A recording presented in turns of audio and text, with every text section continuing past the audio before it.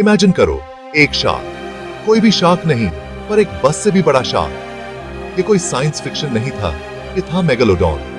ये बड़ा सा क्रीचर लैक्स ऑफ ईयर्स पहले समुद्र में राज करता था। मेगालोडॉन था अल्टीमेट प्रेडेटर, एक सच्चा मॉन्स्टर ऑफ द डीप। इसका नाम सुनते ही लोगों के दिल में डर बैठ जाता है। मेगालोडॉन का मतलब है बड़े दांत, और यह नाम बिल्कुल सही है। इसके दांत बहुत बड़े होते थे, कुछ तो 7 इंचेस से भी ज्यादा लंबे। ये दांत सिर्फ दिखावे के लिए नहीं थे, ये डिस्ट्रक्शन के टूल्स थे, जो हड्डियों को क्रश कर सकते थे और फ्लैश को फाड़ सकते थे। मेगालोडॉन की कहानी है पावर की, डोमिनेंस की, और आखिर में एक्सटिंक्शन की। ये एक ऐसी कहानी है जो साइंटिस्ट्स को आज भी फैसिनेट करती है और हमारी इमेजिनेशंस को जगाती है। चलो इस प्री हिस्टोरिक जायंट की दुनिया में और गहराई से डाइव करते हैं।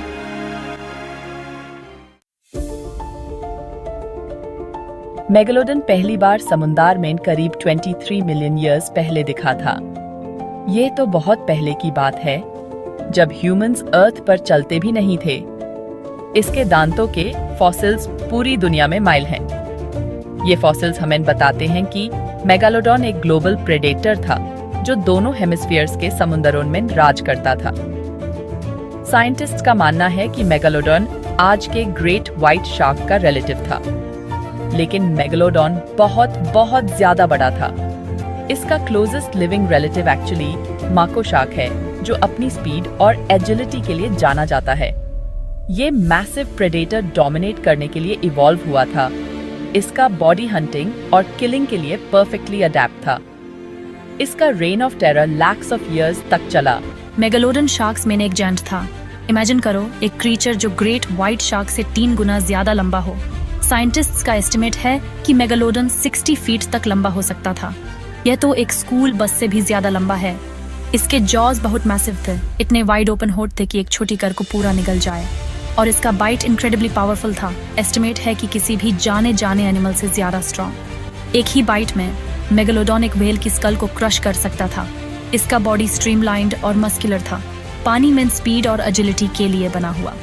यह प्री हिस्टोरिक शार्क सच में नेचर का फोर्स था, जो किसी भी प्री को चेस करके पकड़ सकता था। इसके साइज एंड पावर ने इसे समंदर का अनडिस्प्यूटेड किंग बना दिया था। मेगालोडॉन फूड चेन के टॉप पर था। यह मेनली व्हेल्स, डॉल्फिन्स और दूसरे बड़े मरीन एनिमल्स को खाता था। इसके बादे दांत और पावरफुल बाइट की वजह से ये इन क्रीचर्स को आसानी से हंट करके मार सकता था। इमेजिन करो, एक अकेला व्हेल समुद्र की गहराई में स्विम कर रहा है। अचानक से एक बड़ा सा शैडो उसके नीचे दिखता है। मेगालोडॉन लाइटनिंग स्पीड से अटैक करता है और उसके जॉज इनक्रेडिबल फोर्स से व्हेल पर क्लैंप डाउन हो जाते हैं। व्हेल के पास बचने का कोई चांस नहीं होता। यह प्रेडेटर ओशन इकोसिस्टम का एक इम्पोर्टेंट पार्ट था। ये दूसरे एनिमल्स की पॉपुलेशन को कंट्रोल में रखने में मदद करता था। लेकिन एपेक्स प्रेडेटर्स भी इनविंसिबल नहीं होते। आखिरकार मेगालोडॉन का रेन भी खत्म हो गया। About 3.6 मिलियन ईयर्स पहले मेगालोडन समुद्र से गायब हो गया। इसके एक्सटिंक्शन की एग्जैक्ट रीजंस अभी भी एक मिस्ट्री है, लेकिन साइंटिस्ट्स का मानना है कि कुछ फैक्टर्स ने मिलकर इसके खत्म होने में रोल निभाया। एक थ्योरी यह है कि क्लाइमेट चेंज का भी हाथ था। समुद्र ठंडा हो रहा था और मेगालोडन का खाना या तो मारने लगा या फिर कोल्डर वाटर्स में मिग्रेट करने लगा। खाने की कमी की वजह से मेगालोडन सर्वाइव नहीं कर सका।